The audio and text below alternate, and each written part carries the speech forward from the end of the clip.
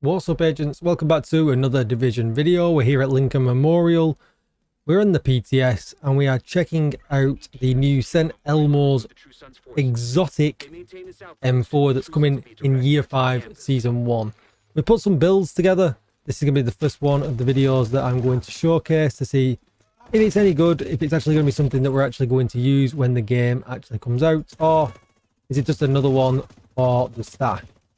Right at the back, you can see it puts in the work. It's not huge damage numbers because you'll see when I get to the build in a little bit. This one isn't really meant for pure DPS. It's more for helping your teammates out. And as you can see straight away, the crowd control is an absolute riot. And not only are we doing crowd control, we're doing some CC as well. Damage numbers are pretty good, and we'll do this next section just to showcase it a little bit, because obviously, as you know, if you've watched my previous videos, you need to get 100 hits to get a magazine full of the electric taser bullet to get things started. So we do have some downtime on this build as well. But while you've got the taser bullets, every hit does count towards your next set as well. So as you see now, this will just become incredibly easy, and your teammates could run the new talents on the guns that give them extra 40% damage, you know, against enemies that are tased.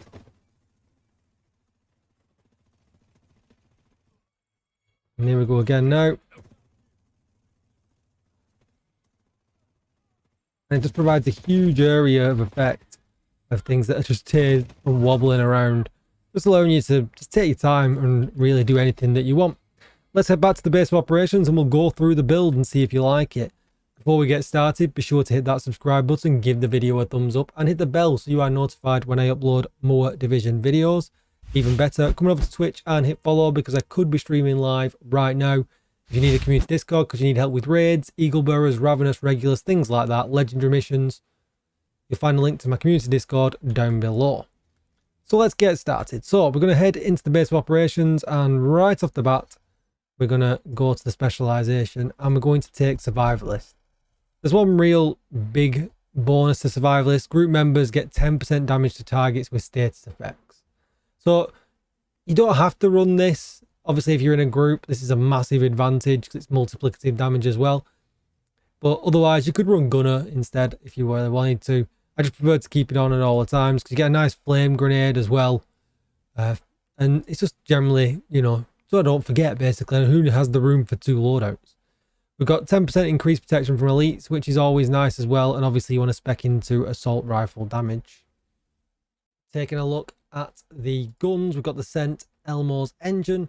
As you can see, 98k here with max expertise, 850 RPM, 70 in the mag, which makes it an absolute beast anyway because it's already a laser beam. I've re-rolled this because you can re-roll these new exotics to damage the target out of cover.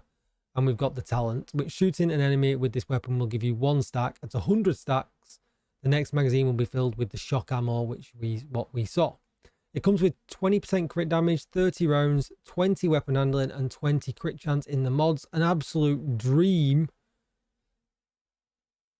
of selection of mods. I wish we could have them everywhere. Secondary gun, I went with this because we've got quite a long shock time. So if you really want to put in some damage and you're up close and personal, you could perhaps switch to one of the new named guns. We've got an SMG and an LMG called the Big Daddy. Damage to target out of cover rolled on it, and we get the perfect Thunder Strike. Deals 40% extra damage to shot targets, which is just really, really nice. Next up, it was the Vile Mask, and that basically lets us keep damage up from one of our talents 24/7, because obviously we don't have 24/7 shot bullets. It's definitely important that we've got maximum damage outside of that as well, and you'll see that in a minute. Obviously this comes with a skill tier, status effects, which is really nice because it extends our shock duration. Some Hasbro, and I've got critical hit chance in here. Toxic delivery, which spreads the debuff around, allowing our damage to be up all the time. Next up is the backpack. Slightly tricky one to get this. I would have loved it with a red core attribute for more damage, but unfortunately you're going to have to get status effects critical hit chance here for you to be able to do that. Critical hit chance in the mod slot, so obviously I've got a blue armor roll.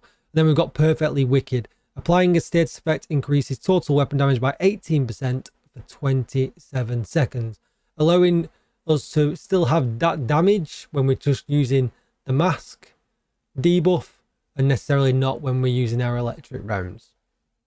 And then the next 4 pieces are going to be our Eclipse Protocol. 2-piece gives us status effects, 3-piece gives us skill haste and has a protection, and 4-piece gives us the indirect transmission, which is what brings the whole CC element together.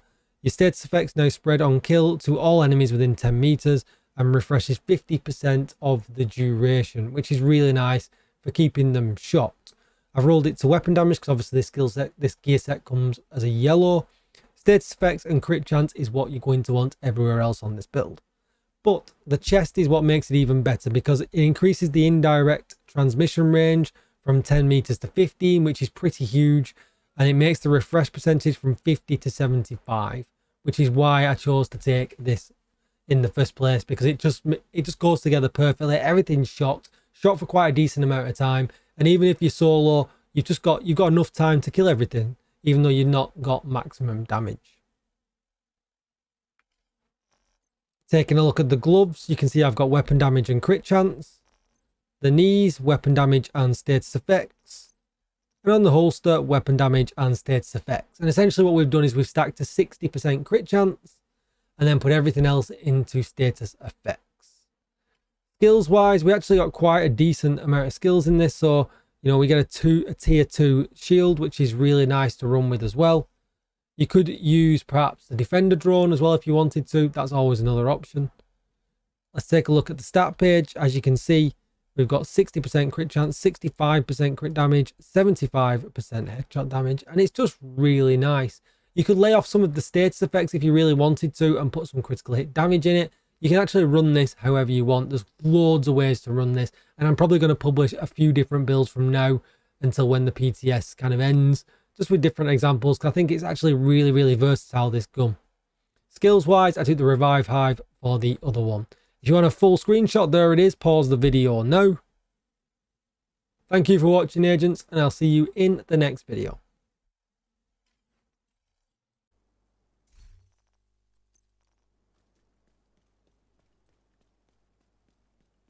We need you to secure the memorial and remove the True Sons forces. If they maintain this outpost, the True Sons will be a direct threat to the campus.